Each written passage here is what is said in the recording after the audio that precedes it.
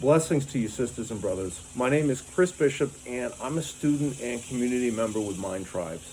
And today I'm going to be sharing with you a what I think of as a plain vanilla mindfulness meditation practice. Now, plain vanilla or not, this is the practice that for me has been most impactful in improving the quality of my life, in helping me feel better about the ways that I respond to the things that come up in my life. So let me start out with a story from the mythology of Buddhism. It is said that before awakening and becoming the Buddha, Siddhartha sat under the Bodhi tree for 40 days. And during that 40-day period, he was under a constant assault by the forces of Mara. In the Buddhist spiritual tradition, the devil figure is played by Mara. So the way that I understand it is that Mara's job description is basically to prevent people from becoming enlightened.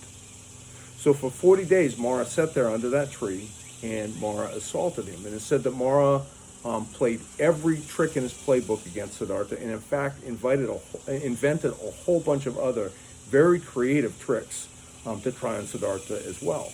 But as Siddhartha got more experience and got better at watching and observing, he could more quickly recognize Mara when he was under assault.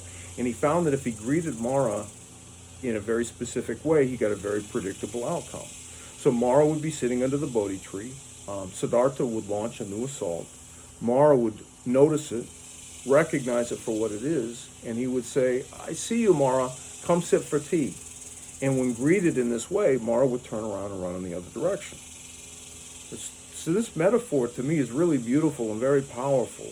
Right? How often is it that we allow ourselves, when we have difficulty or challenge come into our lives, recognize it for what it is and invite it to come and sit with us, right? For me, that's not a natural, that's not my default, right? So I'm more likely to either not be willing to recognize it for what it is, or if I recognize it, to not own it. So part of the value for me of my mindfulness meditation practice is it with more experience, has helped me to recognize what I'm feeling. As a young man, I went for a long time thinking that I was angry a lot. And then when I started a seated mindfulness practice, what I found was anger and fear for me manifest in completely different parts of my body, right? And so, like all people, I do have anger come up sometimes, but I'm really not an angry person. I am quite a fearful person, so I was not owning my fear, and I was trying to pawn it out into the world as anger. So why do we do that? I feel like it's pretty clear for me. Anger has a much better public face in our society than does fear, right? So I'll take my fear, I'll give it the same exact haircut as anger. I'll pull a sweater out of the top of anger's closet, cloak my fear in anger's sweater, and then usher it out into the world as if to say, see, I'm not a fearful guy, I'm just the angry guy, right? But when I do that, I found that people who have done very much work at all on themselves are not fooled for a second by this, and they recognize my fear for what it is, and also that my fear is still there and it bubbles out in really weird, unpredictable ways that I probably would not have chosen for myself. So it's been really valuable for me to be able to recognize and tell the difference. So for our practice today, you can do this laying down, you can do this standing. I'm assuming most of you are going to be doing this from a seated position. So I'm going to cue from a seated position. So if you're seated on your yoga mat or the floor of your home, you may choose, we're going to be here for a while, so you may choose to elevate your hips, sitting on either a bolster, a couple of pillows, a couple of folded blankets. If you have yoga blocks, a couple of yoga blocks, maybe with some padding on top, might be a nice seat. You could do this, I'm doing this from a chair, right? You can do this from a chair too, that's fair game. Close your eyes down, stack your head over your shoulders, over your hips, draw your chin back toward the wall behind you by about a ½ inch, and then drop it so it's level with the ground. So what we're looking for here is a relaxed but alert position. So on your next inhale, press down into your seat, roll out of the crown of your head. And maintaining this posture, on your exhale, don't press them down. Visualize ice cubes melting, let your shoulder blades melt down your back. And I should have said your hands, gently fold them in your lap, or you can place them on your thighs or your knees, palms facing down toward the earth, or palms facing up toward the stars. And we're going to start with a cleansing breath, taking a deep, deep, deep, deep inhale. Hold it at the top. And then on your exhale, open your mouth, audibly sigh it out.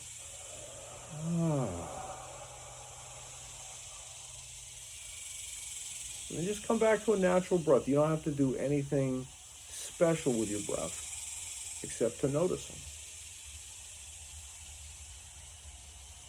And notice also other places where you're feeling sensation. So maybe your seat or the floor of your home or your bolster pressing back up into your seat, or the floor pressing into the bottoms of your feet or the pinky edge blades of your feet.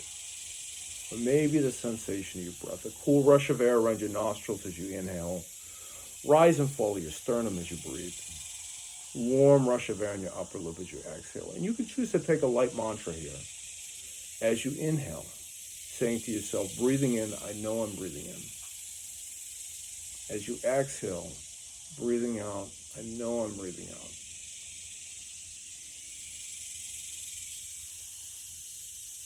Wherever that stimulus is the most provocative, go ahead and settle your attention there and let that be your anchor. And if some other stimulus comes into your consciousness that's more provocative, you can shift your focus to that and allow that to be your anchor. And I want you to visualize that you have thousands of yellow sticky notes, Post-it notes, and at least hundreds of them are pre-labeled in your handwriting, so that when you need them, all you have to do is reach down with your mind and apply them in the appropriate place. And I'll tell you how to use those in a moment.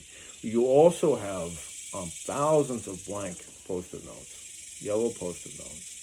And as soon as you need a Post-it note that's not already pre-labeled, all you have to do is think what it is that you need on the Post-it note, and it will auto-populate. You have to do nothing in black magic marker in your handwriting. For now,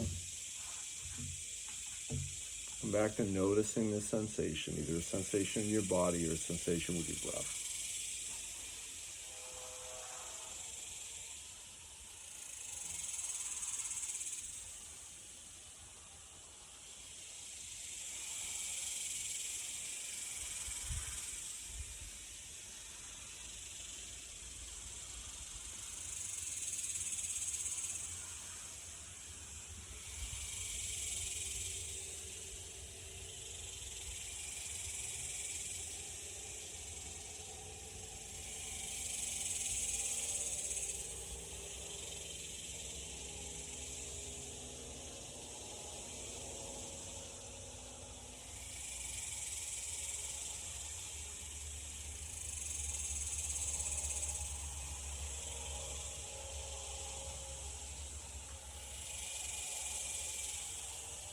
If you've gotten lost in your thoughts, it's okay, but bring yourself back to your anchor.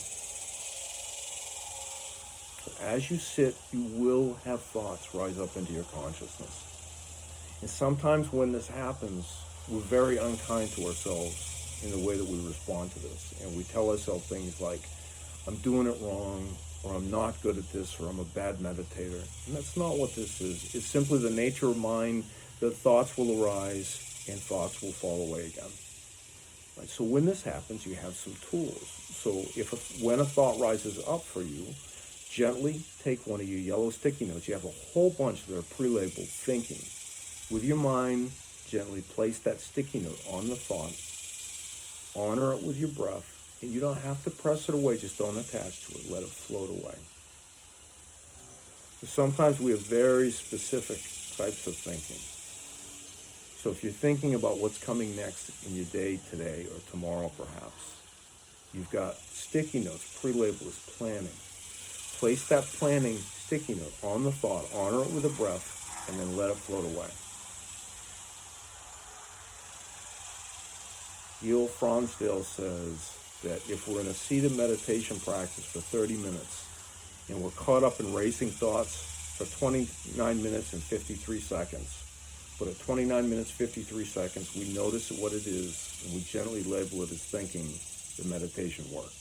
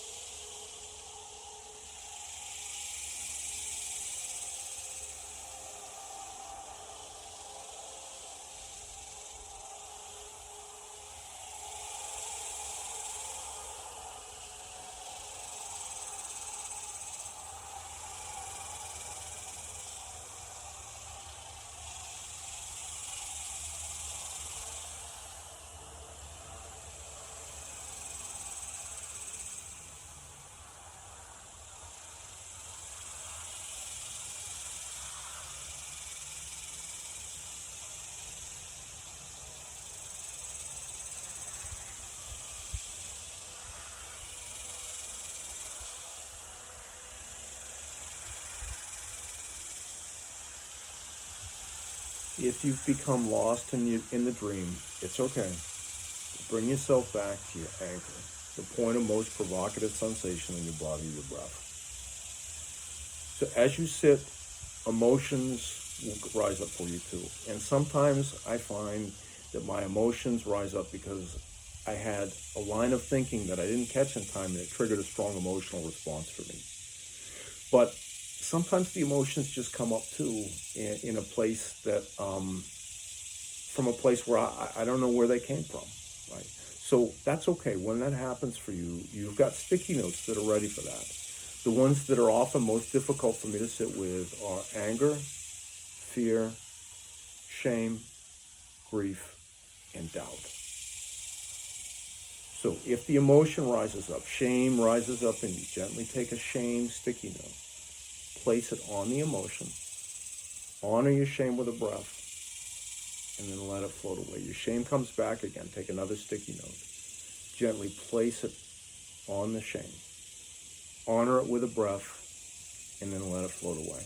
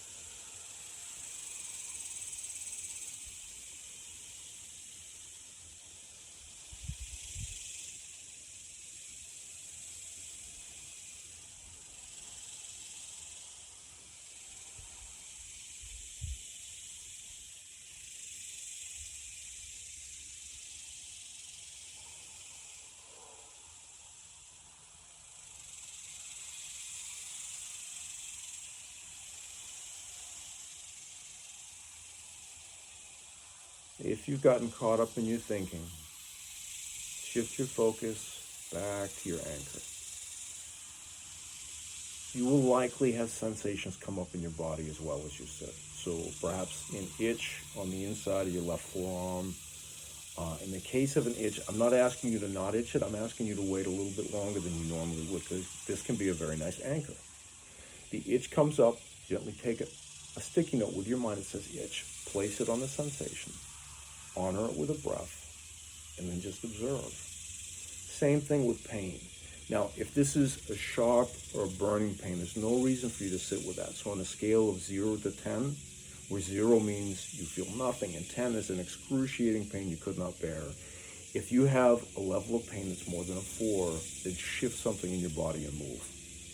But otherwise, at that level of 4 and below, this can be a really nice anchor. You notice maybe a pain in your hip. Take a sticky note, label it, that pain, honor it with a breath, and then just observe.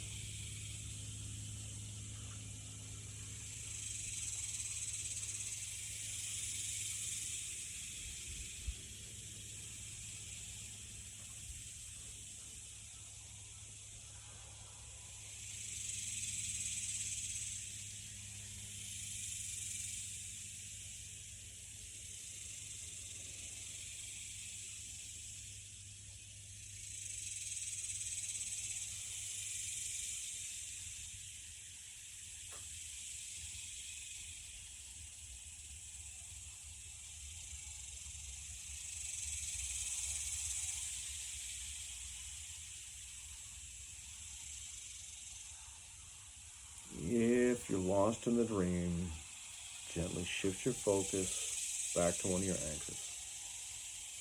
The other thing that comes up frequently as we sit is we have something that is within our experience but outside of our control. So in a setting like meditating at home, one example could be your air conditioning unit kicks on or the neighbor's dog barks. And frequently we respond to these things with anger or frustration because we feel like it pulls us out of our moment, right? But I would suggest that if this stimulus becomes the most provocative stimulus in your environment, simply shift your focus to that and allow that to become your new anchor for your meditation. So in the case of the neighbor's dog barking, gently take a sticky note, barking. Place it on that sound, honor it with a breath, and let it float away. The neighbor's dog barks again. The next sticky note, barking. Honor it with a breath, let it float away. And you can continue this until either the neighbor's dog stops barking or some other stimulus in your environment becomes more provocative.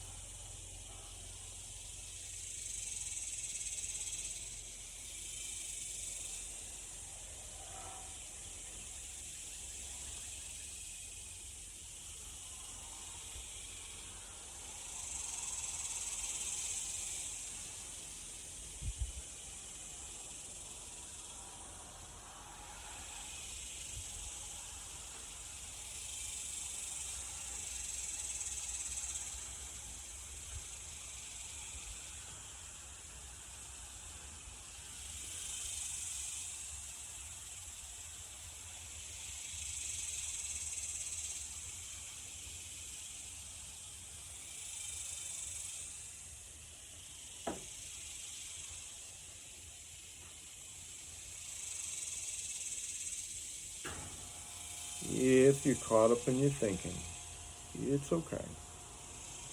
Just shift your focus back to one of your anchors. I'm going to take a deep cleansing breath, taking a deep, deep, deep, deep inhale. And then open your mouth, let it all go.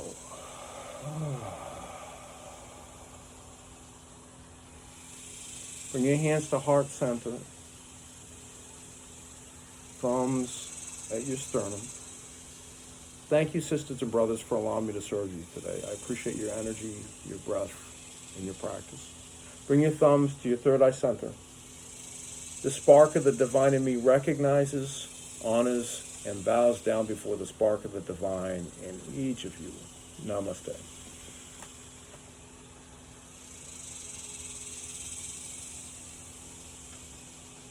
Thank you so much, friends, for tuning in. I don't know if you could hear it from your end, but the sounds of cicadas singing to me in the background here was really soothing. I hope you have an amazing day today. Blessings to you, friends.